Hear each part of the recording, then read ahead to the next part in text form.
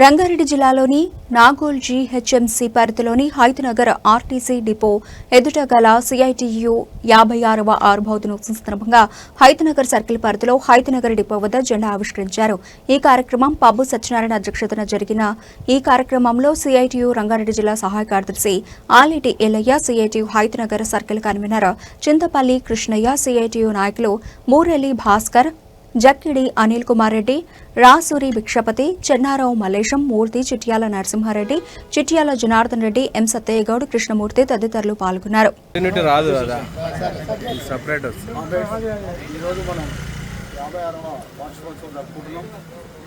CIT ఆవిర్భవించి అనుకుంటుండొచ్చు అందరూ. CIT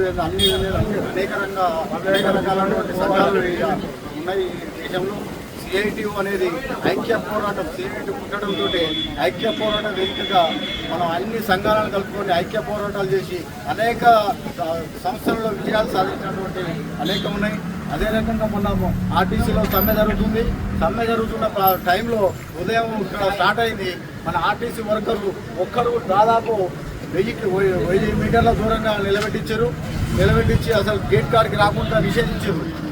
ఆ సమయంలో మనం సిఐటిగా ముందుండి అలా ఎట్లా వ్యతిరేకిస్తూ మేమేమన్నా సంస్థకు నష్టం చేస్తున్నామా అని వ్యతిరేకించి పోలీసు వారితో మనం తగ్గు పెట్టుకొని మన ధైర్యంతో కార్మికులంతా ఇక్కడ చేరి నినాదాలు ఇచ్చి బస్సులు ఆపడం జరిగింది. అప్పుడే మనం ఈ సమ్మె ఉధృతమైంది. అప్పటిదాకా అసలు కార్మిక లోకం అనేది అసలు ఆర్టీసీ కార్మికులు ఇక్కడ ఈ దరిదాపులో కూడా లేకుండా చెదరగొట్టడం జరిగింది. అదే రకంగా ముందుండి మనం అనేక సంఘాలు సిఐటిలు, మన సిపిఎం సంస్థ సిఐటి కానీ, ఉపాధ్యాయ సంఘాలు కానీ, కాపురా సంఘాలు కానీ ముందుండి ఇక్కడికి వచ్చి గేటు ముంగలు వచ్చి నిలబడితే అరెస్ట్ అయ్యి లోపల పోలీస్ స్టేషన్లో అరెస్ట్ చేయడం కూడా జరిగింది. ఏ కార్యక్రమంలో సిఐటి ముందుంటేనే అది సక్సెస్ అవుతుందని ఆర్టీసీలో మరీ సిఐటి లేని, స్టాఫ్ అండ్ వర్కర్స్ ఫెడరేషన్ లేని ఏ సమ్మె కానీ ఏ ఇష్యూ కానీ ఇది విజయవంతం కాలేదు. ఇప్పటివరకు నేను 40 సంవత్సరాలు సంస్థలో పనిచేసిన ఈ 40 సంవత్సరాల నుంచి staff and workers CIT affiliate అయినటువంటి యూనియన్ అనేది మన సంఘం లేకుండా ఏ పోరాటం జరగలేదు, ఏ పోరాటం విజయవంతం కాలేదు.